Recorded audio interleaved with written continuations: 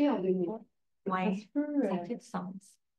Heureuse de que vous êtes en grand nombre malgré la fin de session. On est empathique avec la fin de session. Là, ça nous rappelle plein de souvenirs super joyeux. Donc, mon nom, c'est Nadia Gosselin, je suis professeure au département. C'est moi qui ai l'honneur, c'est vraiment un honneur de présenter notre conférencière aujourd'hui.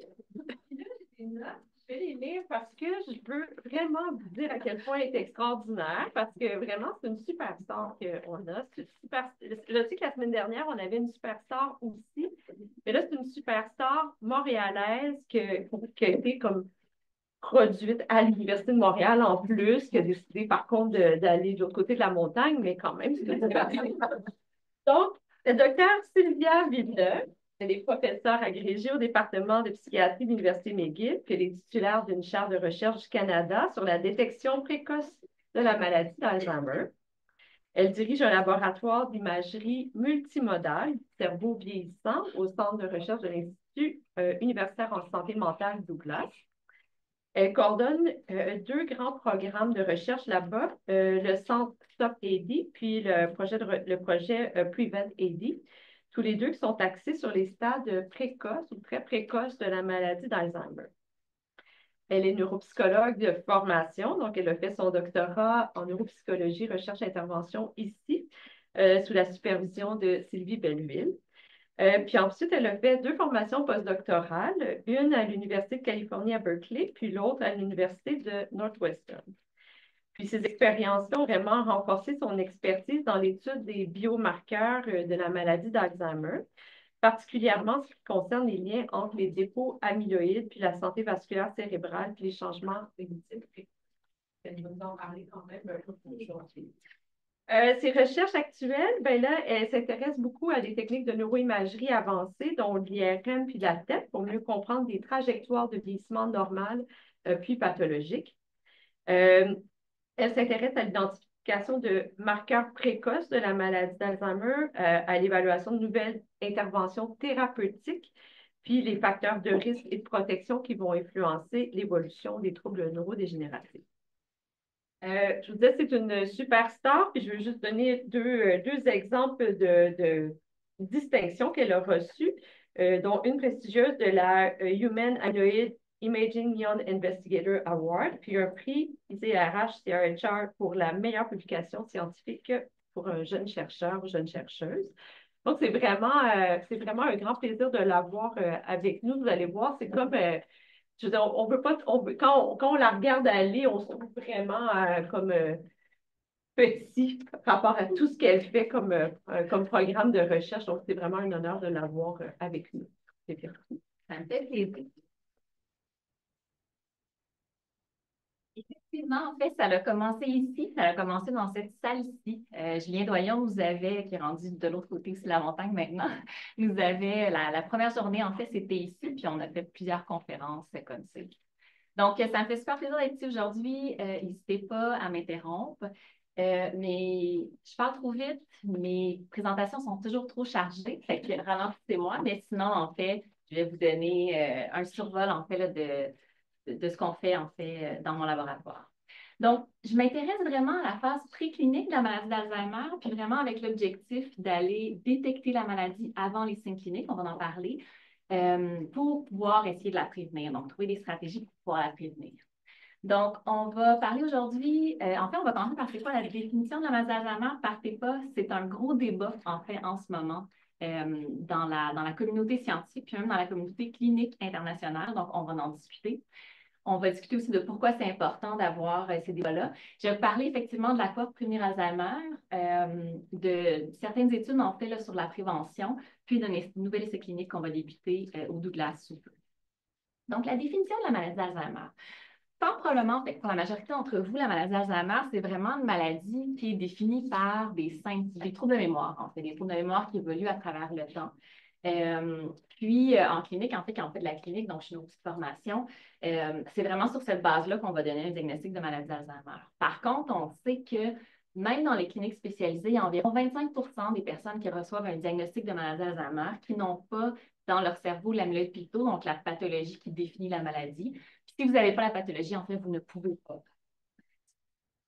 Donc, il y a un groupe de recherche puis de cliniciens, en fait, qui suggère que maintenant qu'on a des biomarqueurs, puis on va en parler pour être capable de voir la maladie, la pathologie, je devrais dire, en fait, de notre vivant, quand on fait un diagnostic, devrait se donner sur la base d'un marqueur, en fait, biologique, plus des signes cliniques. Puis enfin, il y a un dernier groupe de recherche, encore une fois international, qui est beaucoup plus controversé ici au Canada, mais que je dois dire que j'arrête de plus en plus, qui suggère en fait que la maladie devrait être définie par la pathologie. Pensez par exemple à un cancer. Donc, on peut avoir un cancer qu'on n'aura pas de symptômes cliniques, mais si ça perdure dans le temps, ben là, le cancer, en fait, en fonction de la masse qu'on a, en fonction de la sévérité, ça peut aller jusqu'à un décès. Donc, on peut voir un petit peu la maladie d'Alzheimer un peu comme la même chose. Il y a des pathologies qui commencent à s'installer dans le cerveau à peu près 20 ans avant qu'on soit un diagnostic clinique. Puis là, la grande question, c'est ceux qui ont cette pathologie-là, est-ce qu'ils vont... Oups, là, ça, c'est moi, ça. Ceux qui ont cette pathologie-là, là, si je les mets là, est-ce qu'ils m'entendent encore? Moi, je mieux. Ça devrait être bon. Ouais. Donc, c'est ça. Donc, en fait, est-ce que ces personnes-là, en fait, vont éventuellement développer les signes cliniques de la maladie? Puis là, je vous dis tout ça, mais tous les cliniciens s'entendent pour dire qu'on ne commencera pas à faire du dépistage sur tout le monde pour savoir si les gens ont la pathologie. Ce n'est pas ça l'idée. Mais l'idée, c'est comment est-ce qu'on définit la maladie. Puis encore une fois, mettons, on pense à la COVID. On peut avoir des symptômes de la maladie, mais on peut aussi être asymptomatique. Donc, c'est encore une fois un peu la même idée. Puis on en reparle. Euh, il y a, en fait, la majorité des gens qui n'aiment pas cette définition-là de la maladie qui est un petit peu plus biologique, en fait, ce qu'ils disent, c'est qu'il y a à peu près 25 des personnes de leur vivant qui ont de la pathologie dans leur cerveau et pas de troubles cognitifs. Fait que dans le fond, l'argument, c'est de dire que ben, la pathologie n'est pas nécessairement spécifique à la maladie d'Alzheimer. C'est pas parce qu'on a la pathologie, encore une fois, qu'on va développer des troubles cliniques. Puis une des plus belles études là-dessus, c'était une étude qui a été faite chez les religieuses aux États-Unis, où, dans le fond, ils suivaient les religieuses dans le temps. Puis, au décès, en fait, ils regardaient c'était quoi la pathologie. Puis, c'est vraiment là qu'ils se sont rendus compte que, comme je vous disais, 25 des dames qui étaient décédées, en fait, avaient de la pathologie, mais sans symptômes cliniques. Les principaux facteurs de risque de la maladie d'Alzheimer, c'est l'âge, le fait d'être APOE4, donc d'être porteur, je devrais dire, plutôt de l'APOE4, puis le fait d'être une femme. Puis malheureusement, si vous êtes une femme porteur de l'APOE4, bien là, vous êtes comme encore plus à risque. Le 3/4 des personnes avec un diagnostic de maladie d'Alzheimer au Canada sont malheureusement des femmes. Dans le fond, c'est ça. Puis là, quand on définit la maladie au niveau du cerveau, donc il y aurait comme l'amyloïde et le tau qui seraient vraiment des pathologies associées à la maladie d'Alzheimer. Puis vraiment, on ne sait pas si... en fait, on sait qu'on peut les retrouver, comme je vous disais, là, chez les personnes sans troubles cognitifs, mais on ne sait pas si le fait d'en avoir, c'est vraiment associé à une progression certaine. Puis, dans le cas de maladie d'Alzheimer, en fait, puis un outil qu'on utilise sur le temps clinique, c'est qu'on va regarder au niveau de l'IRM, est-ce que vous avez un patron d'atteinte qui ressemble à la maladie d'Alzheimer? La majorité des cliniciens, la majorité des études, en fait, se sont intéressés justement à l'atrophie cérébrale. Puis ce qu'on voit dans le cas de la maladie d'Alzheimer, c'est que les personnes dans les zones cérébrales associées à la mémoire, en fait, on voit beaucoup d'atrophie. Par contre, cette atrophie-là, au niveau de l'hippocampe, elle n'est pas nécessairement spécifique à la maladie d'Alzheimer. On l'a dans plusieurs autres formes de maladies. On l'a aussi dans le vieillissement. Si vous voyez ici, ça, c'est un cerveau d'une personne, d'un jeune, en fait, versus une personne âgée sans troubles cognitifs. Puis on voit que cette personne a quand même beaucoup d'atrophie, mais on voit en fait qu'on peut avoir des cerveaux comme ça, justement, sans troubles de mémoire. L'étude que je vous présente ici, c'est une des premières études qu'on a fait dans mon laboratoire. Puis en fait, vraiment, ce qu'on faisait, c'est qu'on prenait des données de cohortes là, qui partagent leurs données de façon ouverte. Puis on regardait juste le volume du cerveau à travers les années chez des personnes qui n'ont pas de troubles cognitifs. Puis vous voyez que malheureusement, à partir de 30 ans, mais il y a vraiment comme une chute du volume cérébral qui est assez impressionnante en fait, mais ce n'est pas tout le monde qui va avoir justement, comme je vous disais, de l'atrophie et qui va nécessairement avoir des signes, qui va développer une maladie d'Alzheimer ou avoir des signes cliniques. Ma spécialité, en fait, c'est vraiment les scans TEP, amyloïde et tau. Donc, on injecte un radiotraceur, puis qui va aller se lier dans le cerveau à la protéine amyloïde ou tau en fonction du scan qu'on fait. Donc, ça nous donne une idée. Puis, en fait, ça, c'est en lien avec l'étude chez les sœurs que je vous disais tantôt. Donc, à gauche, vous avez une personne sans trouble cognitif, une personne âgée qui n'a pas d'amyloïde. Puis, en fait, dans le milieu, vous avez une personne sans trouble cognitif, mais vous voyez énormément d'amyloïde dans son cerveau, dans le cortex, autant en fait que chez une personne avec maladie d'Alzheimer. C'est une autre façon de regarder les données. En fait, vous avez un groupe de jeunes, vous avez un groupe de personnes âgées sans troubles cognitifs, puis vous voyez en fait là, vraiment le gradient de sévérité des taux d'amyloïde, qui est aussi important en fait que dans le cas de personnes avec un diagnostic clinique de maladie d'Alzheimer. Puis ça, en fait, c'est ce que je vous disais au début. Donc, il y en a qui n'ont pas la pathologie dans leur cerveau. Et ça, par définition, en fait, euh, c'est des gens qui n'auraient pas la maladie d'Alzheimer. Il y aurait des signes cliniques qui ressemblent à la maladie, mais au niveau de leur cerveau, c'est quelque chose d'autre qui cause, en fait, là, les troubles cognitifs. Ça, c'est les scans amyloïdes. Maintenant, les scans tau, c'est quelque chose qui est beaucoup plus récent. Donc, c'est quelque chose, on a commencé à en faire là, quand moi, je commençais à monter mon labo à McGill. Puis, en fait, ce qu'on se rend compte, c'est que l'amyloïde, il y en a comme partout dans le cerveau, mais le taux, en fait, habituellement, c'est plus restreint. Ou c'est vraiment dans les phases avancées de la maladie qu'on va avoir beaucoup plus de taux. Donc, à gauche, vous avez quelqu'un, pas de trou dans son cerveau, du moins pas qu'on voit avec un scan. Et à droite, en fait, là, vous avez une personne avec maladie d'Alzheimer avancée au niveau clinique, où il y a puis ça, en fait, dans la cohorte prévenir Alzheimer, je vais vous présenter la cohorte dans la prochaine section, mais c'est une personne, ça c'est un de mes participants sans trouble cognitif, un de celui qui a le plus de taux. Puis j'imagine que c'est peut-être un petit peu dur à voir la différence, là, mais dans le fond, quand on injecte le traceur, ici, en fait, le traceur va aller se lier à quelque chose qui n'est pas du tout. Moi, je le sais, donc je ne porte pas attention. Puis ici, en fait, dans les ondes temporales, on commence à voir dans le cortex, en fait, du taux qui commence à s'accumuler. Puis comme je vous dis, dans ma cohorte, ça, c'est un de ceux qui a le plus de taux. Donc, vraiment suggérant qu'on peut avoir beaucoup d'amyloïdes puis avoir pas de troubles cognitifs. Mais le taux, en fait, c'est un petit peu différent. On dirait qu'il n'y a pas vraiment de monde, en fait, qui ont du taux dans leur cerveau qu'on peut détecter avec nos scans PET, mais qui n'ont pas de troubles cognitifs. Puis vraiment, la grande question pour moi, justement, qui revient un petit peu à la définition, euh, c'est de savoir, en fait, qu'est-ce qui se passe avec ces personnes-là. Donc, si vous avez amyloïde taux, qu'est-ce qui va se passer avec vous autres? Si je vous suis dans le temps, est-ce que vous allez progresser vers une maladie clinique ou est-ce qu'il y en a, dans le fond, qui peuvent rester avec la pathologie pendant 10, 15, 20 ans sans développer de troubles? Donc, c'est ce qu'on a fait dans cette étude-là. On a donc, nous, on suit nos participants à travers le temps. Puis, dans le fond, chaque rangée est un participant. Donc, vous avez les scans amyloïdes ici, puis vous avez 3 courbes du cerveau. Même chose pour les scans tau, puis ici, vous avez l'IRM qui pour l'atrophie. Puis, on voit dans le fond que le premier participant avait énormément d'amyloïdes, pardon. Il y avait aussi du tau, donc son scan était positif pour le tau. Puis, c'est quelqu'un qui avait beaucoup d'atrophie. Deuxième participant avait beaucoup d'amyloïdes, encore plus de taux dans des régions, par contre, un petit peu moins typiques de l'Alzheimer.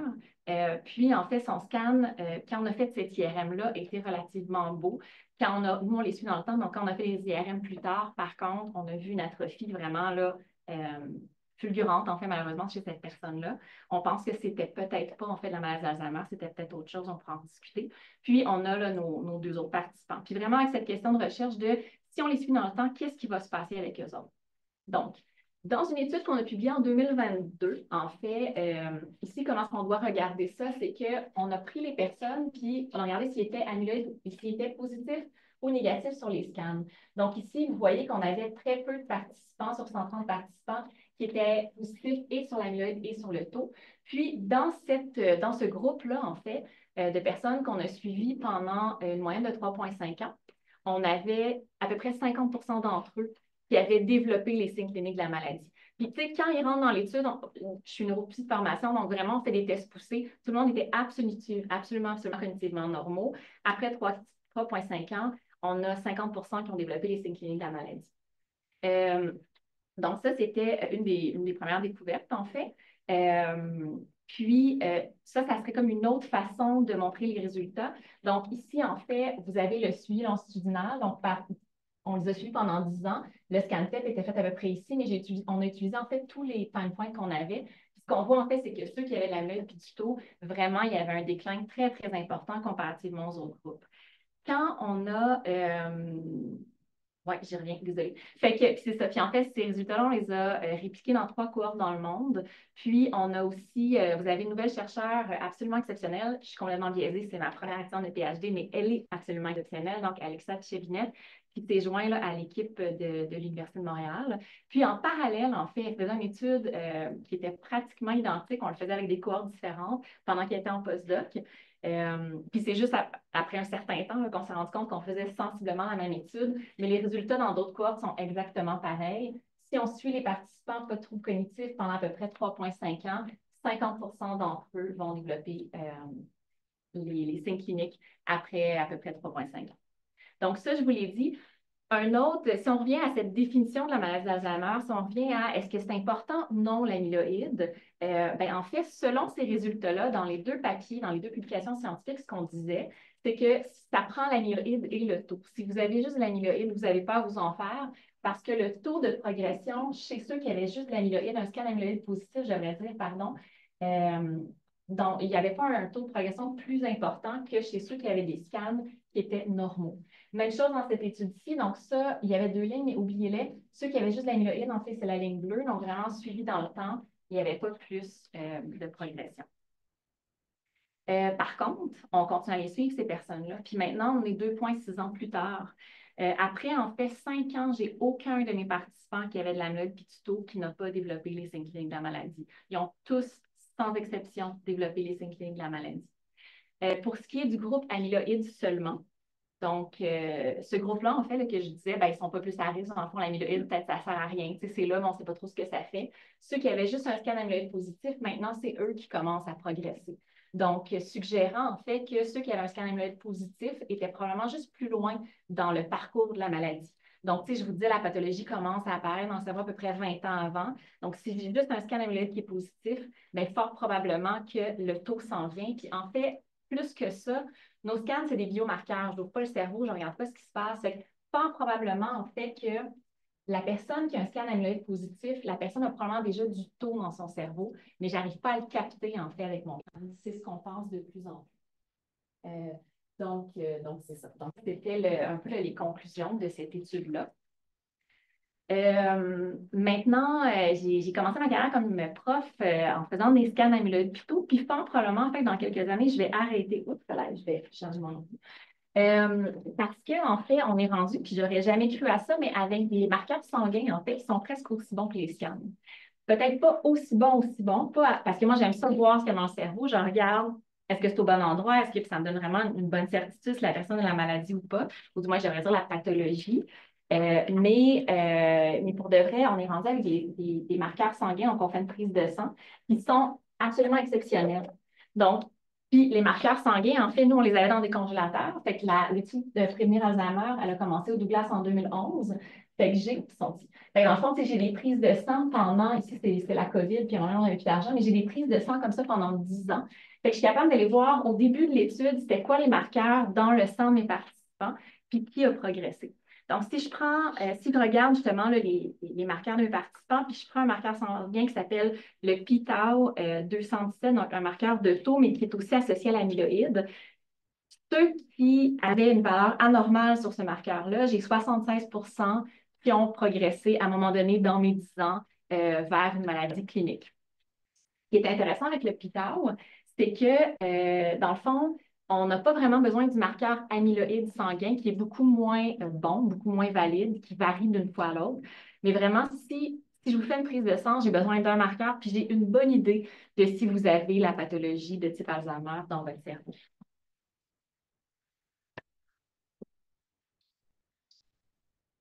Si vous avez des questions pendant qu'on met la caméra.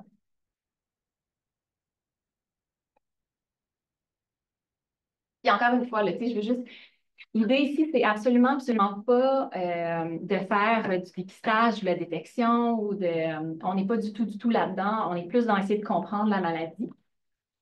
C'est ça. Puis là, c'est ce que je vous disais, en fait, là, donc mes deux groupes, qui soient positifs ou non sur les marqueurs sanguins amyloïdes, en fait, mes deux groupes d'équilibre. Puis, pourquoi, en fait, pourquoi est-ce que moi, je pense que c'est important qu'on se demande cette question-là, du moins en recherche, de c'est quoi la maladie? Bien, dans le fond, ça faisait 17 ans. Pour l'instant, on n'a pas encore de nouveaux médicaments qui ont été acceptés au Canada, mais ça faisait 17 ans qu'on n'avait pas eu de nouveaux médicaments pour la maladie d'Alzheimer. Les médicaments qui existent en ce moment, c'est des médicaments, en fait, qui traitent les symptômes de la maladie. Il y a des nouveaux médicaments qui ont été maintenant acceptés aux États-Unis. Ils sont en cours d'investigation ici, qui s'intéressent à la pathologie. Donc, ils s'intéressent en fait à aller enlever l'amyloïde ou éventuellement aussi, il y en a qui sont testés pour le taux dans le cerveau.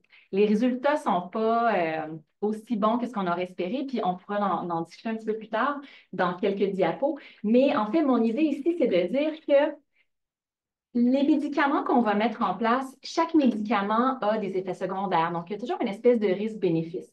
Si j'ai quelqu'un en face de moi que je suis assez certaine que si j'ai quelqu'un, par exemple, de 60 ans en face de moi, que je suis vraiment assez certaine que dans les 5 prochaines années, la personne va développer des troubles cliniques, s'il y a un médicament qui est disponible, le risque-bénéfice va être très, très différent que si je considère justement que la pathologie, c'est un peu la maladie. Fait qu'encore une fois, là, mon but, c'est pas de dire est-ce que quand on a de la pathologie, c'est la maladie ou pas, mais je pense qu'il faut commencer à se dire on a maintenant des marqueurs qui nous permettent de voir la pathologie quand on est en vie. On ne veut pas faire du dépistage de masse, mais par exemple, dans un espoir où est-ce qu'il y a vraiment des médicaments qui vont arriver pour enlever la pathologie ou pour essayer d'aider la maladie, mais il faut se demander, il faut être capable de savoir si on a ces médicaments-là, c'est qui, dans le fond, qui pourrait en bénéficier. Puis probablement que le plus tôt sera le mieux.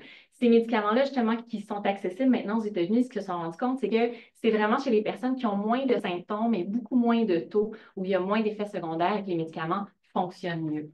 Donc, c'est ça. Fait que moi, vraiment, mon but, c'est d'amener ça le plus tôt possible pour essayer, puis ça va être ma dernière diapo à la fin, pour essayer en fait de stopper peut-être la maladie avant même qu'elle arrive, ou du moins dans sa phase préclinique avant même qu'on développe des troubles cognitifs. Un peu comme maintenant, on n'attend pas que quelqu'un ait un AVC, on essaie de traiter les facteurs de risque avant. On essaie d'améliorer la santé vasculaire. La cohorte Prévenir Alzheimer, c'est quoi? Donc, les données que je vous ai montrées viennent de cette cohorte-là. Donc, dans le fond, c'est une cohorte qui a été débutée en 2011 par John Breitner, qu'on voit à droite. Ensuite de ça, c'est Dr. Poirier, Jules Poirier, qui l'a reprise. Une des personnes, en fait, qui a découvert dans le monde là, que la POS était un facteur de risque pour la maladie d'Alzheimer. Puis maintenant, c'est moi la directrice. Donc, en fait, c'est une cohorte qui est suivie comme ça depuis 2011. Puis, ce qu'on a fait, en fait, dans les dernières années, depuis que j'ai pris la direction, c'est qu'on a mis les données publiques. Donc, dans le fond, on a collecté, au travers des années, on a collecté, moi, je m'intéresse beaucoup au style de vie, fait qu'on a une multitude de questionnaires sur le style de vie. On a rajouté des données MEG, on a la TEP, la PET en anglais, on a plein d'IRM, donc on a vraiment beaucoup, on a des données d'actigraphies pour ceux qui s'intéressent au sommeil. Puis, dans le fond, ce qu'on a fait, c'est qu'on les a données publiquement. Fait que si vous êtes intéressé, en fait, c'est des données que vous pouvez aller chercher. Je ne vous dis pas qu'on continuera à faire ça indéfiniment, ça coûte une fortune, mettre des données publiques. Mais c'est ça qu'on a fait. Puis vous avez, tu sais, dans le fond, la cohorte au début, c'est une cohorte qui a été financée par McGill pendant les premières années jusqu'en 2017. Maintenant, c'est une cohorte qui est majoritairement financée un peu par le FRQ, mais vraiment par nos IRSC personnels. Puis c'est ça, en fait, les données que vous avez. Donc, il y a comme plein de nouveautés qui ne seraient pas là dans d'autres cohortes. Ça, c'est nos utilisateurs, en fait, à travers le monde. On a plus de 600 quelque chose groupes qui utilisent les données à travers le monde. Puis, ça a permis de faire plein de découvertes duquel on n'est pas nécessairement auteur, mais qui sont quand même des super découvertes. Comme par exemple, j'imagine qu'il y en a certains d'entre vous qui avaient vu ce papier-là où est-ce qu'ils ont fait un brain chart en utilisant les IRM. Fait qu'ils ont pris ils ont pris des IRM de maman qui est enceinte, donc des bébés dans le ventre de la maman, jusqu'à des personnes de 100 ans. Puis ils ont regardé vraiment là, le cerveau, comment est-ce qu'il changeait à travers les années. Cette publication-là, elle est citée 2 fois par jour. Fait que ça l'a permis, c'est pas juste nos données, là, mais il y a quand même nos données dans cette publication-là et on en est bien très, très fiers. Sinon, en fait, qu'est-ce que ça permet comme type d'étude, ce type de cohorte-là? Bien, comme je vous disais tantôt, la maladie d'Alzheimer, elle est complexe. Elle évolue sur plusieurs années. Puis, souvent, en fait, les gens me disent, ouais, Sylvia, tu sais, j'ai regardé les données ADNI, par exemple. Je ne sais pas s'il y en a qui utilisent ces données-là, qui sont des données comme nous, juste c'est beaucoup, beaucoup plus gros. Puis, ils me disent, mais j'ai pas trouvé d'association entre l'amyloïde ou le taux puis d'autres marqueurs. Mais en fait, ce qui se passe, c'est que ça évolue tellement lentement que c'est difficile d'avoir des associations si on n'a pas énormément de suivi. Puis l'autre chose aussi, c'est que quand on a une maladie d'Alzheimer clinique, habituellement, on a énormément d'atrophie. Puis avec les années, la cognition descend, vraiment l'atrophie comme est quand même importante et tout et tout. Versus dans la phase préclinique, en fait, ce qu'on voit avec plusieurs marqueurs, c'est des trucs qui vont dans tous les sens. Le resting state, c'est un exemple qui est souvent repris. Parfois, dans une étude, on voit par exemple la pathologie qui est associée avec plus de connectivité au niveau du cerveau fonctionnel. Dans l'autre papier à côté qui regarde la même chose, c'est moins de connectivité. Puis là, les personnes ils disent toujours, ah, c'est de la compensation, ou tu sais, c'est des personnes qui avaient plus de réserve cognitive, leur cerveau était différent. Mais c'est super compliqué de comprendre tout ça. Donc, mais avec ces suivis-là, en fait, on peut vraiment aller tester des hypothèses puis voir ce qui se passe. Puis, en fait, ce qu'on se rend compte, c'est que ici, ça, c'est comme une espèce de modèle classique dans Alzheimer où est-ce que tous les marqueurs vont monter dans le temps doucement un après l'autre, que ce soit l'amyloïde, suivi du taux, suivi de la neurodégénérescence. Mais ce qu'on se rend compte, en fait, dans nos suivis longitudinaux de plus en plus, c'est qu'il y a des marqueurs qui ne suivent pas ce patron-là. Comme par exemple, quand on regarde, quand on prend un scan MEG, puis qu'on regarde vraiment l'activité du cerveau, ce qu'on se rend compte, c'est qu'on dirait que quand l'amyloïde commence, il y a comme plus d'activité, une activité probablement anormale. Dans les modèles animaux, en fait, ça avait été vu, c'est comme une suractivité qu'on pense qui fait boule de neige puis qui va aller augmenter même le risque d'avoir de l'amyloïde. Puis après ça, en fait, quand la maladie devient souvent clinique, quand les symptômes cliniques se développent, bien là, en fait, nos marqueurs commencent à chuter. Fait que vraiment, quand on regarde une fois dans le temps, c'est difficile parce que vous allez avoir dans votre étude plein de monde qui vont être à des niveaux différents de maladies. Puis souvent, quand vous cherchez pour une association, vous ne la trouverez pas. Versus si vous êtes capable de caractériser son ou vos participants, puis de regarder ce qui se passe en longitudinal, vous avez plus de chances, en fait, souvent de voir un effet. Je vous donne un autre exemple ici. On fait souvent, vu qu'on a beaucoup de données, en fait, des modèles multivariés, puis ça, ce serait par exemple une PLS. Bien, dans le fond, simplement, ce que vous avez, c'est qu'on prend nos participants. Donc, chaque participant, il va être une colonne en haut. Puis, après ça, on va regarder, par exemple, l'épaisseur corticale dans un atlas. Donc, si on a le DCK atlas, puis là, on va regarder l'épaisseur corticale dans chaque région. On va faire la même chose avec l'amyloïde. On va corréler ces deux matrices-là. Puis, on va aller regarder, dans le fond, s'il y a des patrons d'amyloïde qui est associé avec un certain patron d'atrophie dans le cerveau. Je vous montre les résultats. Je m'excuse, moi, je présente tout le temps en anglais, je vais vous amener avec moi là-dedans. Donc, en fait, je vous montre ici les résultats de la PLS, puis je vous aide un petit peu à les comprendre. Donc, en haut, vous avez un groupe de participants qui, sur mon scan tantôt, on dirait qu'ils sont amyloïdes négatifs. Donc, c'est des gens qu'on a classifiés comme étant amyloïdes négatifs. Par contre, il y en a probablement là-dedans qui commencent à développer de l'amyloïde. C'est juste qu'ils n'atteignent pas mon critère de positivité. Pensez à quelqu'un qu'on va dire, je ne sais pas moi, tu fais de l'hypertension ou tu n'en fais pas. C'est pas comme blanc ou noir, dans le fond. Tu sais, vous avez une pression qui va être anormale, puis à partir d'un certain moment, on va dire, ben là, c'est de l'hypertension. Fait que vous voyez les scans amyloïdes positifs, négatifs comme étant la même chose. Ceux qui sont négatifs, ils accumulent l'amyloïde, ils n'ont juste pas un niveau assez important pour que je les considère comme étant positifs. Donc, chez les personnes, chez mon groupe qui avait de l'amyloïde négative, ce qu'on voit ici, c'est que plus d'amyloïdes dans ces régions ici cérébrales étaient associés à à plus, donc ce qui était contraire à nos hypothèses, donc à plus d'épaisseur corticale dans des régions qu'on sait qui sont clés dans la maladie d'Alzheimer, comme le supramarginal gyrus, je ne sais pas comment se dit en français, mais donc dans vraiment des régions clés de la maladie d'Alzheimer. Fait que vraiment quelque chose un petit peu qui va comme les résultats que je vous montrais avant. On voit plus de pathologie associée à plus d'épaisseur corticale, donc vraiment quelque chose qui, normalement, ce n'est pas à ce à quoi on s'attend. Versus chez mes personnes amyloïdes positives, bien là, en fait, c'est le patron inverse. On voit que plus d'amyloïdes à gauche, le cas de cerveau, est associé à plus d'atrophie cérébrale, qui est exactement ce qu'on s'attend avec la maladie d'Alzheimer. Comment est-ce qu'on réconcilie tout ça? Bien, en fait, l'hypothèse, c'est que probablement que quand l'amyloïde commence à s'accumuler dans le cerveau, elle prend de la place, premièrement, dans le cortex. Deuxièmement, en fait, elle va probablement être associée à l'inflammation, à du swelling et tout et tout. Donc, vraiment, le cerveau, c'est pas parce que vous avez une épaisseur corticale qui est plus grande que c'est nécessairement quelque chose de positif.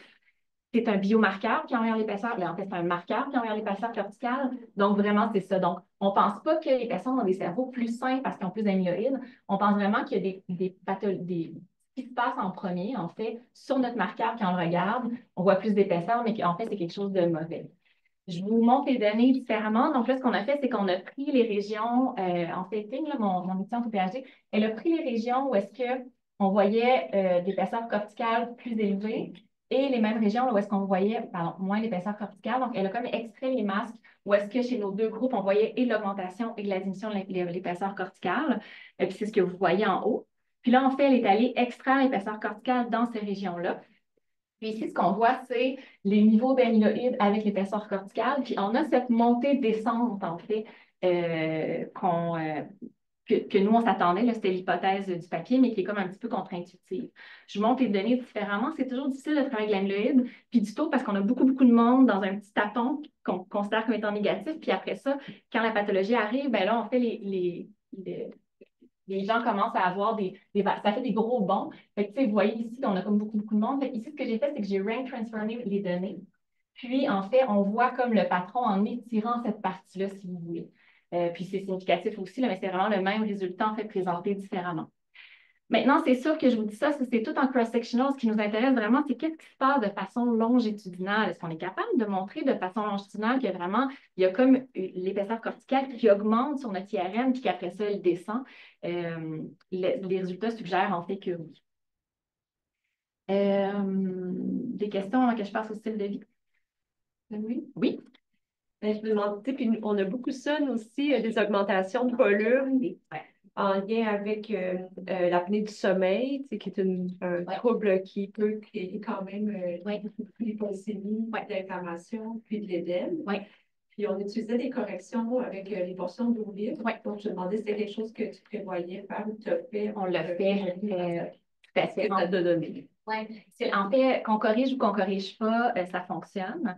Dans le sens que c'est le même patron exactement, qu'on corrige ou qu'on ne corrige pas. Ce qu'on se rend compte, par contre, c'est que si on regarde, si on oublie justement là, cette espèce de trajectoire un peu là, inattendue, là, si on regarde au niveau du groupe, il y a des associations qui sortent seulement quand on corrige, justement, parce qu'en venant aplatir un petit peu cette levée-là, en fait, peut-être un peu l'impact de l'inflammation et tout, ça allait comme un tout petit peu aplatir la courbe.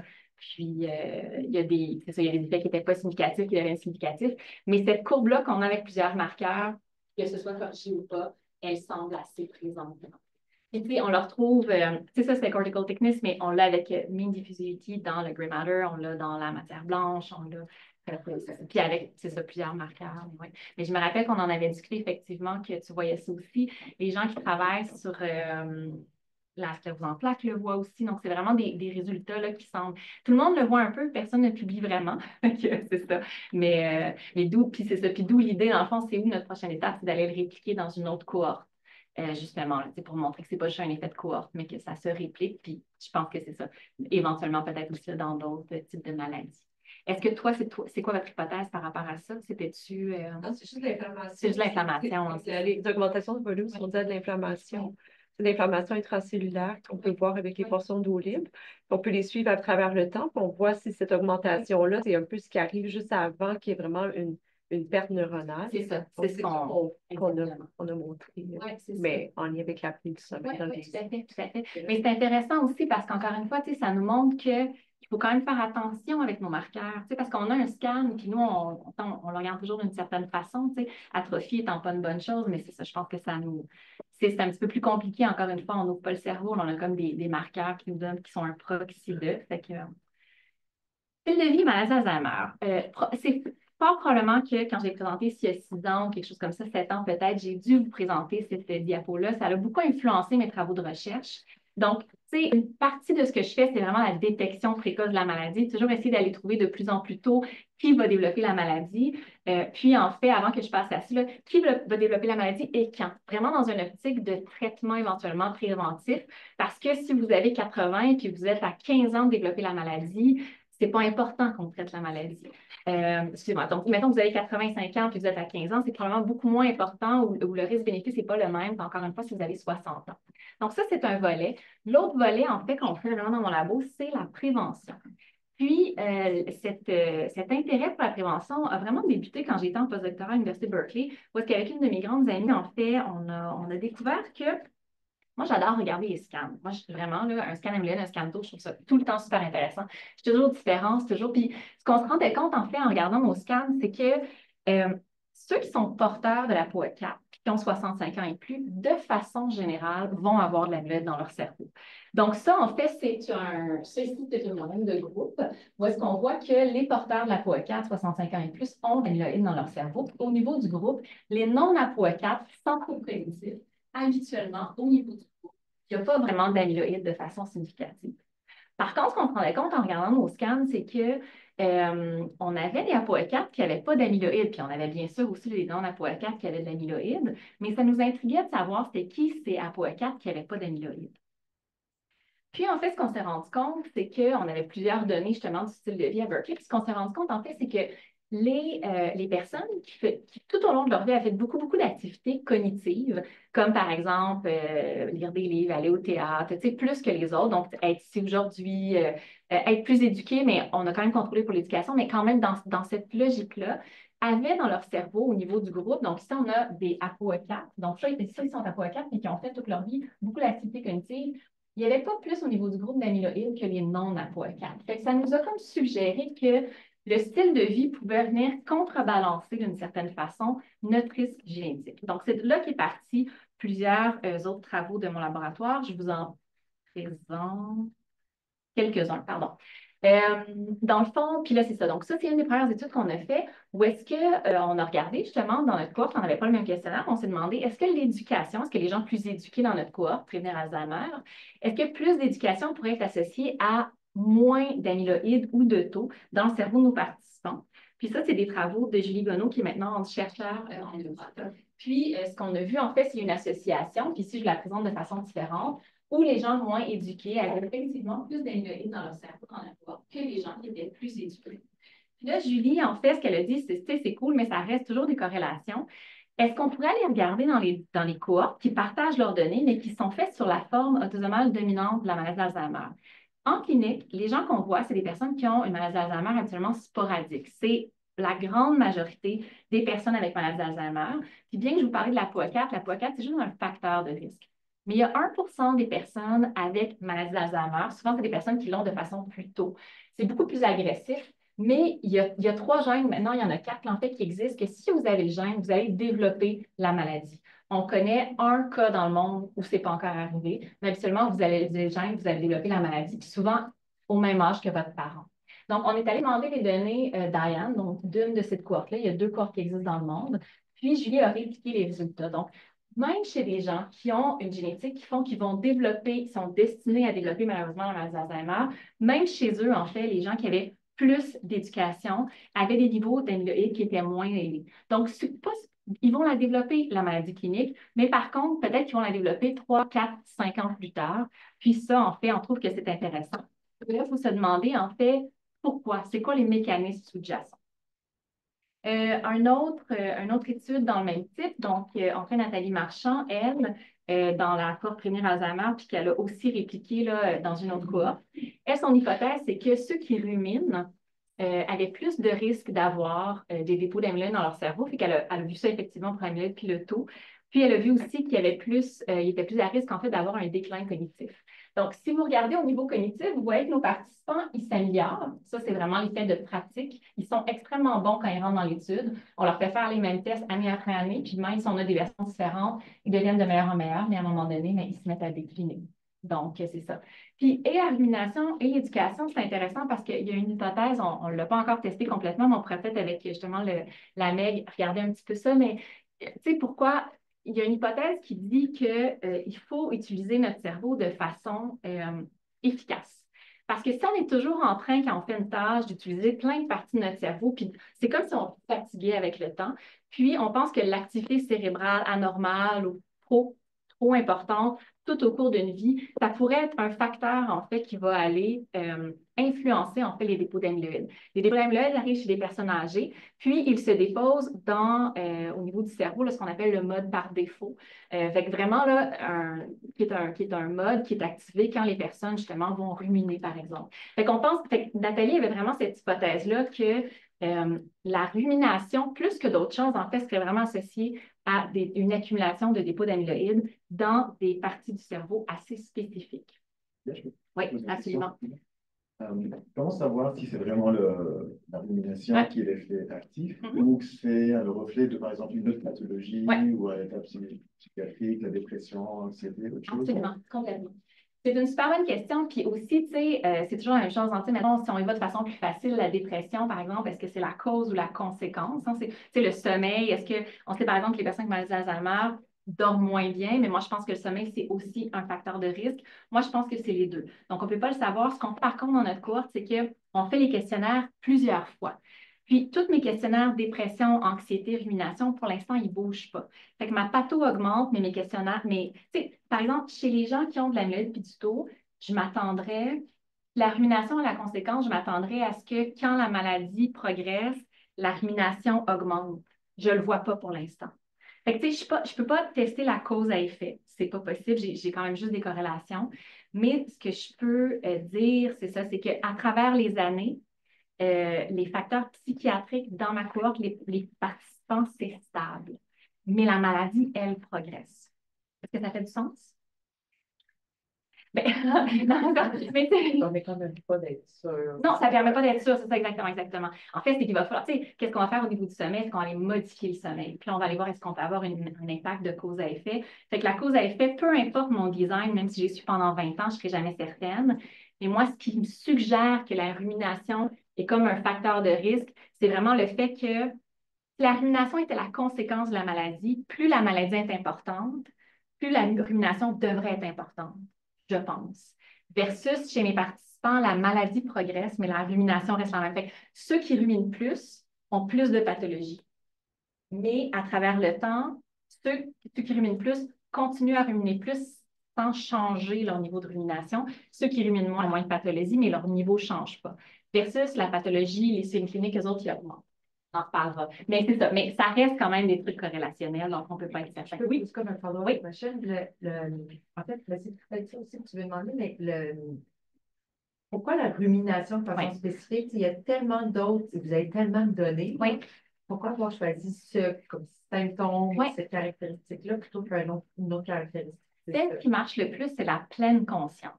Je vais en parler dans 2 diapos, mais puis la rumination et la pleine conscience, pour moi, c'est un peu un et comme un peu l'inverse de l'autre. Fait que la rumination, là, c'est vraiment le fait d'être ici aujourd'hui puis être en train de vous dire ah non, j'ai pas étudié mon examen, qu'est-ce que je fais ici? Tu sais, fait que vous êtes comme dans votre tête, puis ou en fait, la rumination, ce serait même plus que ça, ce serait d'être en train de vous dire, par exemple, d'être en train de me dire, par exemple, tu sais, ah, j'ai donc bien fait une mauvaise conférence. Tu sais, fait être aussi en négatif. La rumination, c'est beaucoup, beaucoup de négatif. D'être dans notre tête, c'est beaucoup négatif. La pleine conscience que je vais discuter dans un instant, c'est un petit peu semblable, mais c'est le fait d'être dans le moment présent. Donc, c'est deux concepts quand même assez associés. Laissez-moi vous parler des maladies vasculaires, puis je vous amène avec la pleine conscience, puis je vais répondre à ta question, Anne, en même temps. Les maladies vasculaires, on sait que les personnes avec maladie d'Alzheimer, quand ils décèdent, dans leur cerveau, ils ont des maladies vasculaires. C'est habituellement quand une personne a un diagnostic de maladie d'Alzheimer clinique, puis qu'on fait une autopsie, il va avoir de l'amyloïde du tau et des lésions vasculaires. C'est beaucoup plus important, cette association-là, que ce qu'on voit, par exemple, entre maladie vasculaire et maladie de Parkinson ou autre maladie du vieillissement. Donc, on pense vraiment qu'il y a comme une espèce d'association entre les deux. Puis, en fait, là, dans nos travaux, en fait, puis dans plusieurs autres études qui ont vu aussi, ça, c'est des grosses différences, c'est pas dans le Children's TV. Ce qu'on s'est rendu compte, en fait, c'est que les maladies vasculaires, on le sait, sont associées. Plus vous avez de maladies vasculaires, plus vous avez de chances d'avoir une moins belle intégrité cérébrale, donc plus d'atrophie, mais aussi les maladies vasculaires comme le cholestérol, le diabète, l'hypertension. Surtout, en fait, plus on a de maladies vasculaires, ça va être associé à des défauts d'amyloïdes. Je passe rapidement pour qu'on puisse aller à la pleine conscience, mais je veux juste faire un petit point qui dit que toutes ces associations-là, encore une fois, qui ne sont pas des causes à effet, mais qui sont vraiment des associations, c'est des petites associations. C'est la rumination, la pleine conscience, c'est toutes des petites associations qui s'accumulent ensemble. Quand j'ai commencé, en fait, mon labo à Montréal, on ne l'a pas trouvé, cette association-là qu'on avait vue en postdoc, que d'autres avaient vu, entre maladie vasculaire et pathologie. Puis, en fait, j'ai une licenciée postdoc qui avait dit, ben peut-être, en fait, que c'est parce qu'il y a des facteurs qui vont venir modifier cette association-là.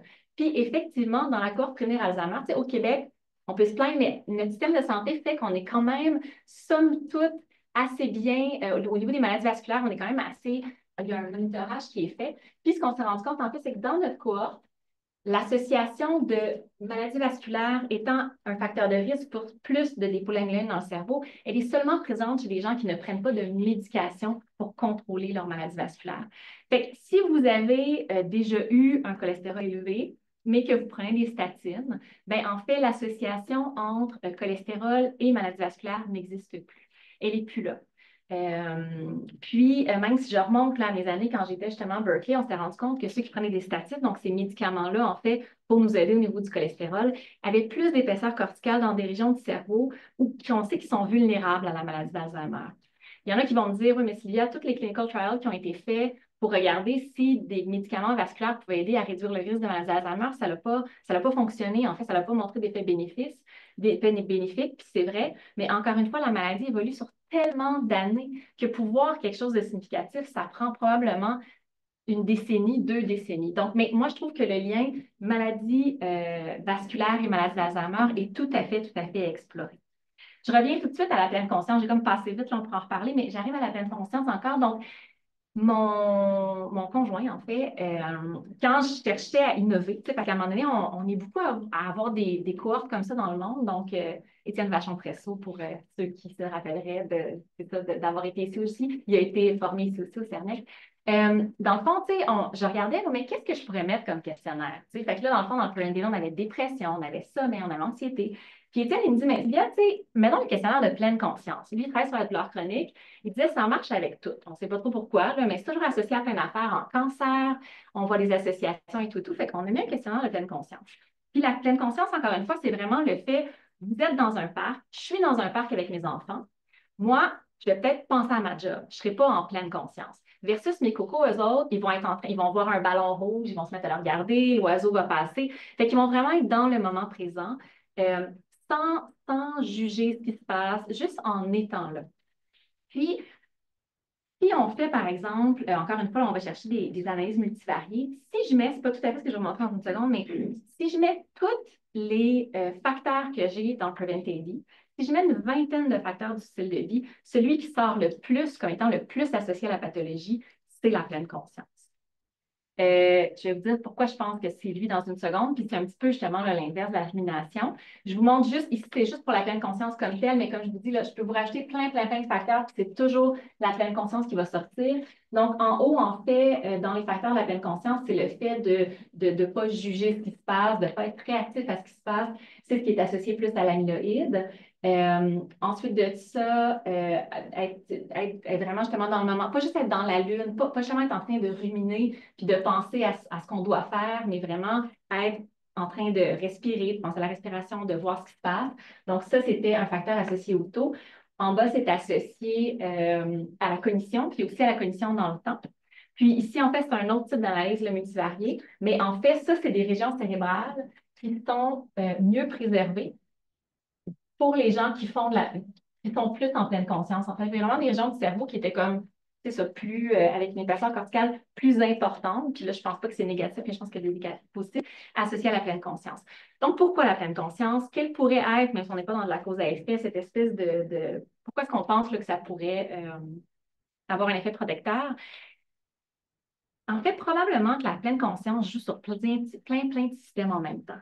Quand on est en pleine conscience, je ne sais pas si vous regardez les travaux, mettons, là, de Sonia Lupien, mais ce qu'elle suggère, c'est que quand on regarde les nouvelles, là, même si on regarde les nouvelles pendant 5 minutes, si ça nous stresse, notre corps va être stressé.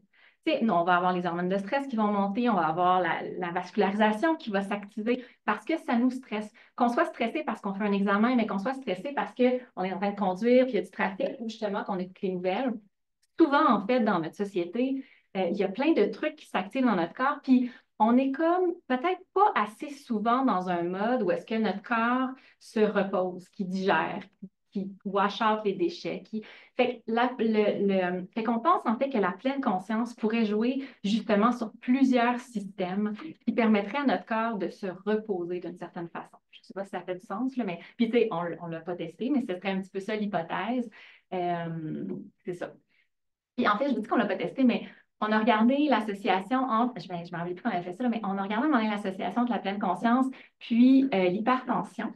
Puis ceux qui étaient, puis c'était comme inversement corrélé, dans le sens que ceux qui étaient plus en pleine conscience ou qui étaient de nature plus d'être en pleine conscience avaient moins une pression sanguine qui était élevée. Donc, c'est ça, c'est vraiment un multisystème.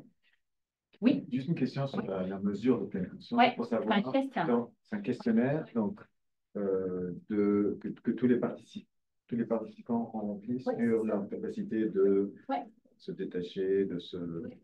Et donc, on ne parle pas de mindfulness comme une personne qui pratique la méditation. Non, c'est ça. Non, on aimerait ça. On aimerait vraiment ça, mais non. On n'a pas fait d'intervention sur le mindfulness. Il y en a une qui a été faite en Europe. Ça n'a pas montré de changement au niveau de la pathologie, mais je ne pense pas que le mindfulness peut changer, par exemple, les niveaux de pathologie pendant 1 an. Je pense que ça va être plus comme le mindfulness, encore une fois, sur toute une vie. Ça va être quelqu'un qui va être plus mindful toute sa vie, qui, petite goutte par petite goutte, va peut-être moins accumuler de pathologie. Mais le fait de devenir quelqu'un qui médite demain matin, Je ne pense pas qu'on peut avoir un impact sur les biomarqueurs, surtout pas, leur outcome, c'est les biomarqueurs dans le cerveau, l'amyloïde puis le taux, surtout pas sur ça, parce que ce qu'on mesure dans le cerveau, c'est vraiment des formes avancées de la maladie. C'est des grosses plaques qui sont prises dans le cerveau. Je ne vois pas comment, même en faisant beaucoup de sport, on serait capable d'aller déloger ces plaques-là. Donc là, je pense que ça prend un médicament, mais toute une vie. Mais pour en revenir à ma réponse de tantôt, on l'a fait une fois, le questionnaire mindfulness, mais on l'a fait plusieurs fois. Parce que moi, ce que je veux savoir, c'est avec la maladie, est-ce qu'on devient justement moins mindful? Puis pour l'instant, non. Pour l'instant, malgré la maladie, malgré les troubles cognitifs, mes participants qui étaient, mettons qu'il y avait un score moyen de 7 sur mon questionnaire, ils sont encore relativement à 7. Puis ceux qui étaient déprimés à, mettons, 12 sont encore relativement déprimés à 12. Ça, c'est ça. Mais oui, c'est juste un questionnaire. Donc, ça comporte aussi tous les biais qui viennent de tout ce qui est autour de la pandémie. Oui, absolument. Complètement. Puis oui, mais je pense que là-dedans aussi, puis ça n'enlève pas le biais de ce qui est auto-rapporté, mais je pense qu'il y a un phénomène de personnalité. Je ne vous le présente pas, là, mais on a aussi vu que les personnalités, les personnes plus narcissiques, qui engloberaient comme un petit peu ceux qui ruminent, ceux qui sont déprimés, puis ceux qui sont moins mindful et tout, c'est associé à plus de pathologies, surtout chez la femme. Mais ouais. Donc, c'est ça. Donc, je termine rapidement parce que j'ai une petite dernière section pour vous. Mais pour terminer, en fait, cette deuxième section, donc, on pense qu'à peu près 50% du risque de la maladie d'Alzheimer qui serait associé à des facteurs modifiables. Puis, en fait, sur cette diapo-là, en fait, il y a plusieurs facteurs que nous, on a étudiés, qu'on a associés à la pathologie, mais il y a aussi, en fait, d'autres facteurs comme le sommeil qui n'est pas, en fait, encore rentré dans cette liste de facteurs modifiables, mais qu'il y a plusieurs études là, qui suggèrent des liens entre le sommeil et la maladie. Puis encore là, quand je dis lien, quand quelqu'un a une maladie clinique, un Alzheimer assez avancé, le sommeil va changer, probablement dû à l'atrophie cérébrale puis à plein de trucs, mais moi, je parle vraiment du sommeil comme étant un facteur où on pourrait avoir une action pour essayer de prévenir la maladie. Donc, alors, on va débuter. On est un petit peu tanné justement dans le corrélationnel. Fait qu'on va débuter une étude clinique où on va essayer de changer le sommeil. Donc, le mindfulness, je ne pense pas que je vais y arriver. On fera peut-être une étude un jour, mais le sommeil, en fait, c'est un petit peu plus facile parce qu'on a des médicaments qui nous permettent aussi de modifier le sommeil. Donc, dans la littérature ainsi que dans mon labo, on a trouvé des liens dans la phase préclinique de la maladie entre un moins bon sommeil et un tout petit peu plus de pathologie. Ce n'est vraiment pas des associations qui sont très fortes, mais c'est des associations qui ont été trouvées dans plusieurs cohortes. Mais ce qui est super intéressant, c'est qu'aux États-Unis, il y a un chercheur qui a fait une étude où ils ont pris, donc on peut voir l'amyloïde avec un scan TEP, on peut le voir maintenant dans le sang, mais on peut aussi le voir dans le liquide céphalorachidien.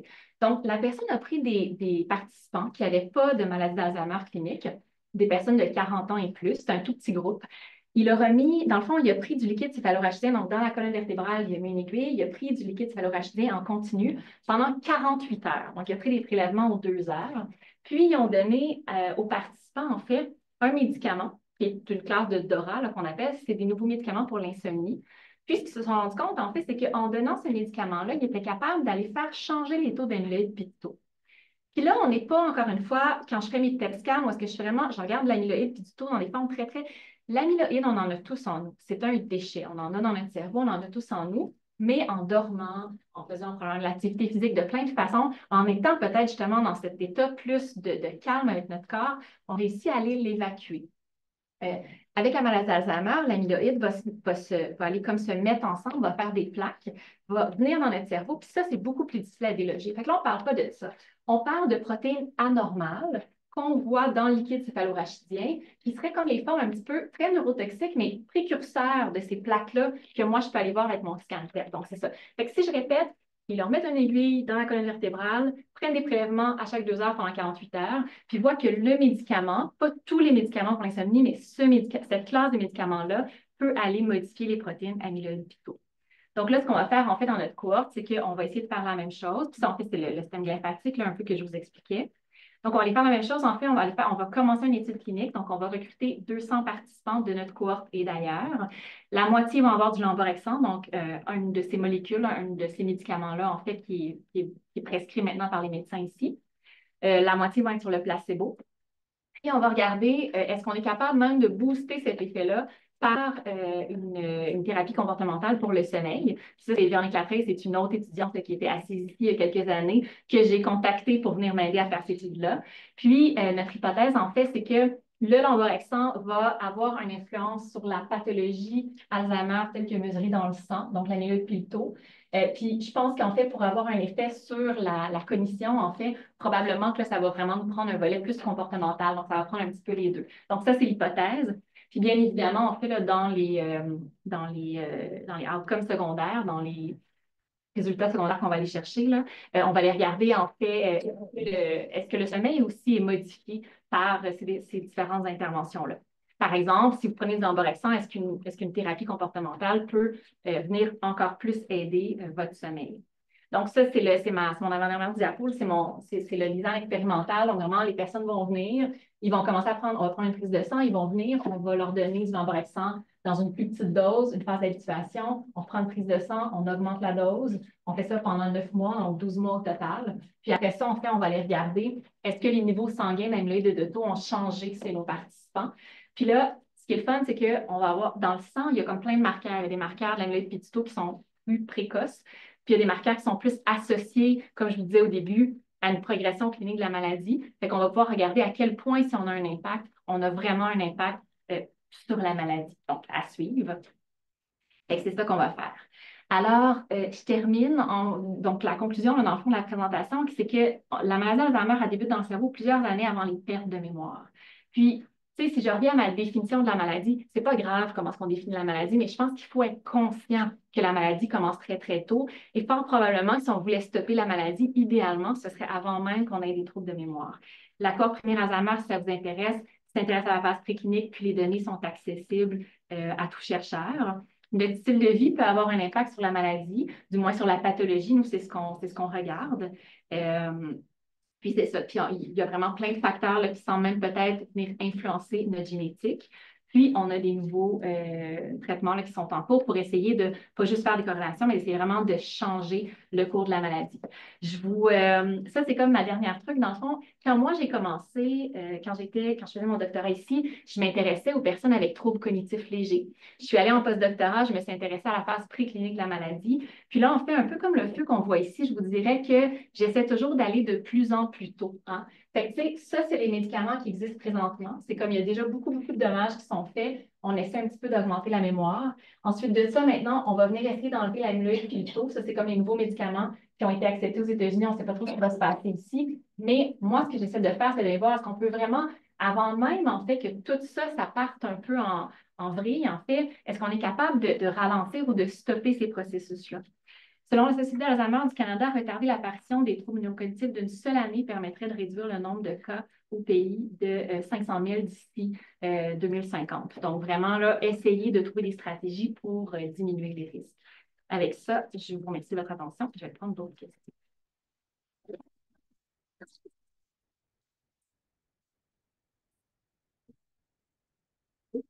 Merci beaucoup pour la présentation. J'ai une question par rapport à l'épaisseur corticale, parce que vous avez vu une augmentation de l'épaisseur corticale avec un modèle positif, et je me demandais si vous avez fait un diffusion tensor, juste regarder si c'est vraiment swelling, ou c'est quoi la raison, qu'est-ce que vous pensez pour expliquer ça?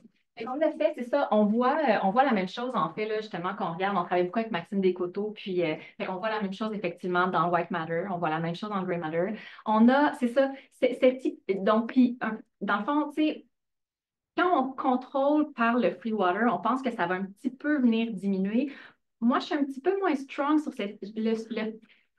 je pense qu'avec tous ces marqueurs-là, on ne sait jamais exactement ce qu'on fait. Donc, je pense que quand on voit justement l'épaisseur corticale qui augmente, je pense que c'est une multitude de facteurs qui arrivent. Donc, c'est ça. Je pense que, un, c'est l'inflammation. Je pense que l'amyloïde comme tel, en fait, doit prendre de la place dans le cerveau. Puis ça, je pense que c'est comme un autre des facteurs. Maintenant, il y a des médicaments qui permettent de retirer l'amyloïde. On le fait probablement de façon beaucoup, beaucoup trop tard. Là, si on revient à mon feu, l'amyloïde est probablement même plus important. Mais quand il retire l'amyloïde, le cerveau, il shrink, vraiment suggérant, puis dans des régions, justement, où il y a de l'amyloïde, fait que suggérant, justement, qu'il y a juste enlevé comme cette masse-là, en fait, ça a une influence. Fait que, ouais. Mais tu sais, on ne sait pas exactement, c'est ça. On s'en va vers le futur. En fait, on a demandé à nos participants de donner leur consentement pour donner leur cerveau à la science. Puis au Douglas, en fait, où je fais mes études, on a on a une des plus belles brain banks au Canada. Fait qu'on espère que là, on va pouvoir justement aller voir à l'autopsie, là, qu'est-ce qui se passe. Mais ces résultats-là, je le vois aussi quand je regarde, mettons, des tracks, parce que si je prends, mettons, deux régions corticales où est-ce que j'ai du taux ou l'amyloïde, si je prends le track qui va passer entre les deux, je vois aussi là, ce même type de phénomène-là, que je ne vois pas partout à travers le cerveau. Oui. Merci. Je me demande, dans les la maladie, dépendamment des maladies, on peut utiliser la trajectoire. On trouve des résultats assez différents en termes de type de trajectoire. Comment est-ce que vous considérez, donc, dans l'étude, il y a des biomarqueurs pour ceci versus, mettons, l'étude de signes plus cliniques, même une intégration peut-être plus multimodale d'un tout ce qu'on a fait pour représenter dans le fond un modèle idéal de la science. Le plus précis. C'est une super bonne question. Puis en fait, je pense que je rajouterais une partie à ta question, c'est comment, tu sais, même dans tout ça, l'individu est unique. Fait qu'à quelque part, tu sais, il y en a un où est-ce que la maladie va progresser de façon beaucoup plus importante, d'autres que ça va être beaucoup plus lent. Puis, tu sais, mettons, dans mes premières diapos, justement, tu sais, j'avais une personne avec du taux, un tout petit peu de taux dans le lobe temporal, l'autre, c'était comme dans le lobe occipital. Donc, juste ça va avoir des progressions de la maladie qui va être différentes. Je pense qu'avec ces cohortes-là, justement, longitudinales, puis avec beaucoup, beaucoup de biomarqueurs, on peut regarder qu'est-ce qui change comment. Fait que, déjà, ça, je pense que ça nous donne une bonne idée pour mettre les trucs en perspective, pour voir justement ces phases où est-ce qu'il y a les biomarqueurs ne vont pas dans le sens qu'on s'y attend. Puis je pense qu'il faut vraiment faire des études où, justement, on a des gens qui n'ont pas de troubles cognitifs, des gens qui ont des troubles cognitifs légers, des gens qui ont une démence ou des troubles cognitifs majeurs, maintenant qu'on appelle, puis un petit peu essayer de voir qu'est-ce qui se passe dans chacune des phases. Puis après ça, on peut remettre tous ensemble, mais pour ne pas passer sous silence, justement, des associations qui sont beaucoup plus subtiles, mais peut-être importantes, parce que, encore une fois, on veut essayer de détecter de façon le plus précoce possible. Fait que je pense qu'il faut comme aller zoomer in sur ce qui se passe à ce niveau-là.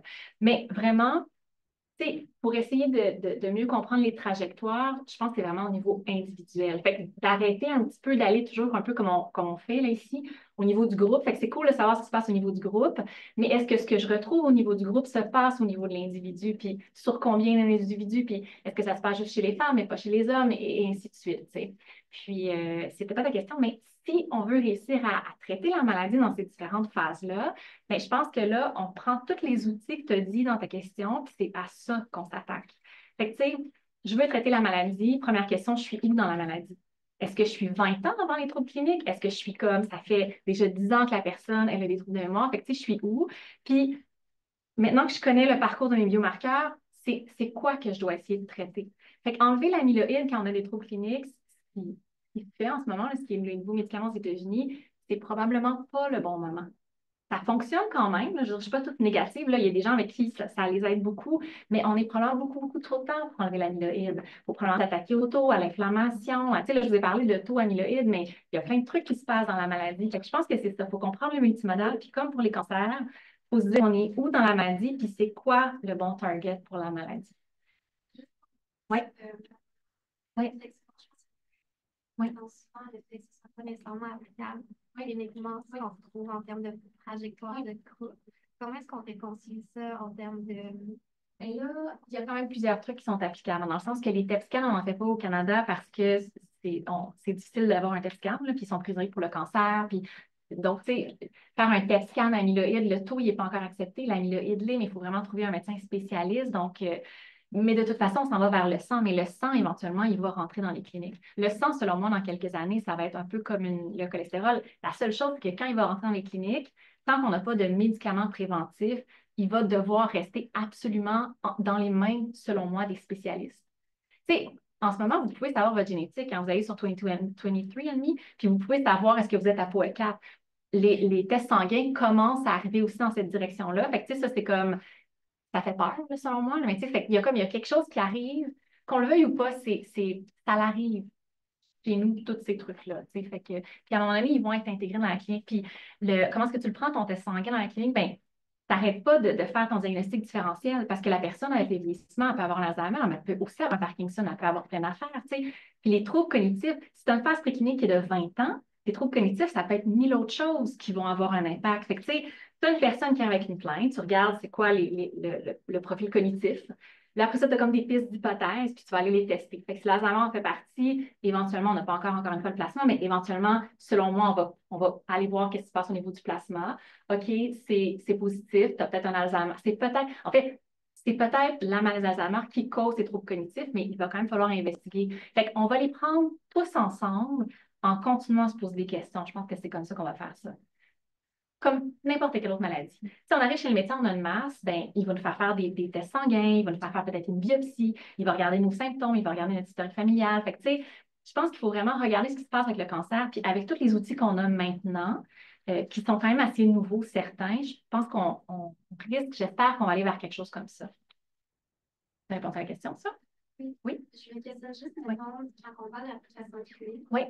quand on voit les résultats où, mettons, l'indice qui avait des taux élevés de taux, par exemple, oui. pourrait avoir tel résultat, oui. alors que pour un autre, c'est le même, la même quantité. Oui. Ça serait quoi? Oui. Comment est-ce qu'on arrive à utiliser ce genre de résultats-là en clinique? Comment est-ce qu'on arrive, mettons, à un seuil quelconque, alors que ces résultats-là proviennent de moyenne de OK. Bien, dans le fond, tu sais, si on revient là, à mes diapos du début, mettons que j'avais tous les outils en clinique, là.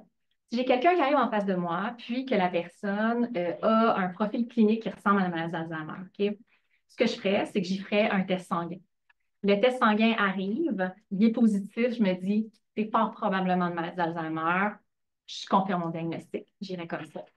Tu sais, tableau clinique, mettons, là, genre textbook, là, tu sais, là, les troubles progressifs, commence par la mémoire, tu sais, langage, fonctionnalité et tout. La personne est devant moi, même personne. Je fais un test sanguin, le test sanguin revient, il est négatif. Moi, j'ai encore l'impression que c'est l'Alzheimer. Là, je viens faire un PET scan. PET scan amyloïde, PET scan taux. Puis là, après ça, fait que là, tu sais, là, ça revient négatif, là, je me dis, oups, là, je suis probablement pas dans la bonne maladie. Parfait. C'est quoi les autres options? Est-ce que ça pourrait être plus vasculaire? Je vais aller faire un IRM. Tu sais, fait que dans le fond, c'est que je commencerais par, encore une fois, en clinique, je ne fais pas ça à des gens qui n'ont pas de troubles cognitifs. Ça, c'est très, très clair dans ma tête. On n'est pas dans le dépistage de masse pour quelque chose qu'on pourrait de toute façon rien faire. Fait que tu arrives en clinique, tu as une plainte, tu as des troubles quelconques. Je regarde tes troubles. En fonction de tes troubles, je sors mes outils. Est-ce que tu es en RI pour la neuropsy? Non. Ah, non. Mettons que tu es en RI pour la neuropsy. Tu as quelqu'un devant toi. C'est quoi la plainte? Trouble de langage. Parfait. Je vais aller chercher mon test sur le langage. Mais je vais aussi te faire ça. Puis là, plus j'évalue, plus je vais aller chercher d'autres tests parce que ça me. Ah, je ne suis pas sûre. Puis, fait que je ferai la même affaire. Fait qu'en clinique, c'est exactement le même parcours. Puis, si les médicaments sont approuvés anti-amyloïdes, ça va être la même chose. C'est des spécialistes qui vont connaître ces biomarqueurs-là, qui vont avoir les gens probablement, en tout cas, c'est ça qui se passe aux États-Unis et ailleurs, puis qui vont dire, OK, bien, en fonction de ta plainte, je te fais les tests pour aller m'assurer que ce que tu as, c'est l'Alzheimer. J'avais une dame dans mon étude, je ne vous ai pas montré, là, mais elle avait, je ne sais pas si vous avez vu, mais j'avais pas de personnes taux positif qui n'avaient pas un amyloïde positif, vraiment suggérant que l'amyloïde est important puis vient avant. J'en avais une, en fait, qui était comme borderline pour l'amyloïde positif, mais vraiment borderline, énormément de taux. Je ne me suis pas dit à Alzheimer. Elle avait probablement une autre maladie, une autre tauopathie. Son profil allait trop vite. Fait qu'on reste clinicien avant tout. Puis après ça, on utilise les outils pour confirmer, infirmer. C'est comme un truc de détective. Après ça, on va aller chercher au niveau de l'individu. Fait que c'est comme ça, en fait, qu'on va utiliser ces outils-là. Il n'y a plus de temps. C'est ça. Peut-être une dernière question. Je vais être là sinon. Oui? Forcément, je vais te poser une question sur la veille. Oui, qui est vraiment pas ma spécialité, là, mais ouais, je l'ai collectée.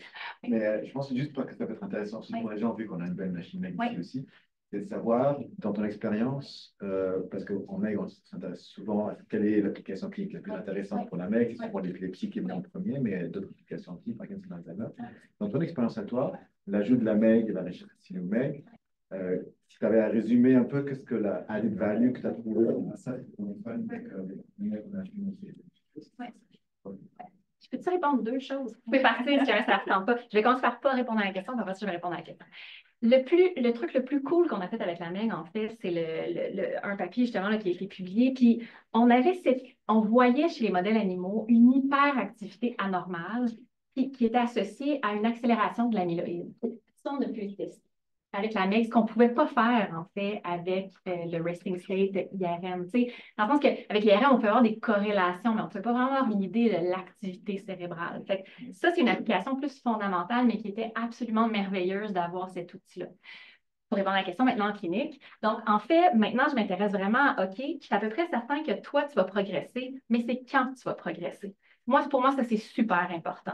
Puis même, je faisais la clinique, j'avais quelqu'un en face de moi, mon discours serait différent si j'ai l'impression que tu vas le développer dans 10 ans versus j'ai l'impression que dans 2 ans, même si tu n'as aucun signe cognitif, tu vas développer des troubles cognitifs. Fait que la MEG, en fait, ce qu'on se rend compte, c'est que on les a les marqueurs pour savoir si on a la pathologie. On a la TEP, on a le plasma. Ça, c'est meilleur. Tu sais, dans le fond, je reprends l'âge de la personne, sa génétique, si je l'ai, tout et tout. On a les marqueurs pour me dire, est-ce que tu vas probablement développer la maladie? Ce qu'on se rend compte, c'est que la MEG, elle est encore meilleure que l'IRM pour savoir quand. C'est comme s'il y a quelque chose qui se passe qui est anormal au niveau de la MEG.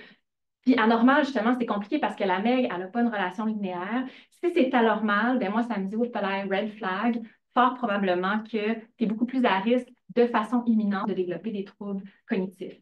Mais là, mon problème à intégrer une MEG en clinique, c'est que ça veut dire quoi anormal? C'est quoi le marqueur que je donne aux cliniciens? Je ne le sais pas. C'est un scan IRM, regarde le volume de l'hippocampe, s'il est plus petit que telle norme, c'est anormal. Versus avec la MEG, j'ai des marqueurs qui montent et qui descendent. Fait que c'est super dur de savoir c'est quand que c'est anormal. Fait que tu peux te joindre à la discussion avec Sylvain, Jonathan et moi. On est justement en train de se demander, pour faire un papier avec un impact clinique, qu'est-ce qu'on fait avec ce marqueur-là qui n'est vraiment pas linéaire, en fait. Fait que l'ajout, pour répondre simplement à la question, l'ajout, en fait, de la MEG, dans mon cas, ça va être de raffiner une sévérité de la maladie qui va même, ça nous a surpris, au-delà de ce que l'IRM pouvait nous donner. Puis probablement que la raison, c'est que l'IRM, notre épaisseur corticale, nos cerveaux sont tous différents. Puis on part vraiment avec des différences d'hippocampe, ne serait-ce que homme-femme. Peut-être qu'au niveau de la MEG, les différences sont moins grandes, je ne sais pas. Ou du moins les marqueurs qu'on va aller chercher. Merci beaucoup. Vous restez avec nous pour les petites bulles. Oui, super.